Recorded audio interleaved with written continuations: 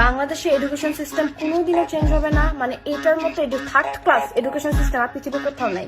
এই যে নতুন শিক্ষামন্ত্রী আসছে, হ্যাঁ মিলন, এই আসার পর থেকে যে অ্যানাউন্সমেন্ট গুলো মেক করতেছে, আমি খালি দেখতেছি যে সে বলে এক্সাম হল, টিচার রাখবে, গার্ড বাড়াবে, কিভাবে সেনাবাহিনী আনবে, 2-3 মিনিটে বেশি ওয়াশরুমে থাকা যাবে না, নকল আনা যাবে না, নকল হবে না, বাচ্চারা পড়তে হবে।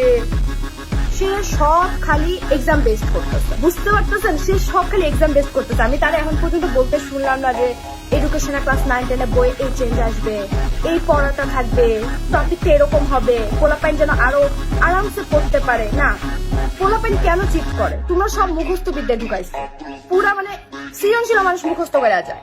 আমি কখনো ক্রিয়েটিভ নিজে থেকে লেখা পাস করতে পারতাম না, ভালো মার্কই তুলতে পারতাম না বাংলায়। কেন? কারণ হচ্ছে আমাকে গাইড ফলো করতে হবে, ওই নিয়মে সৃজনশীল। বা সৃজনশীল মানেটা কি তাহলে?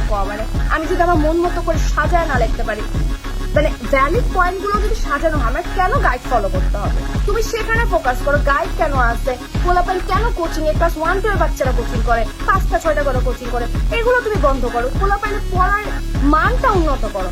তুমি আসো এক্সাম নিয়ে, এক্সামে এটা হবে, এক্সামে সেটা হবে। এক্সাম তো আলটিমেট ফলাফল। তুমি সারা 2-3 বছর যে পড়াশোনা করছো ওটার ফলাফল এক্সাম। ওইটা তুমি চেঞ্জ না করো, তুমি এডুকেশন চেঞ্জ করো যে ওই সিস্টেমটা কেন হইতেছে। মানে কোনো একটা সরকার আসলেই দেখি যে এক্সামে এটা চেঞ্জ হয়ে যাবে, এক্সাম ওটা চেঞ্জ। তুমি এডুকেশনের মেইন গোড়াটা চেঞ্জ করো না, আসছে অন্য দেশের সাথে কম্পেয়ার করতে।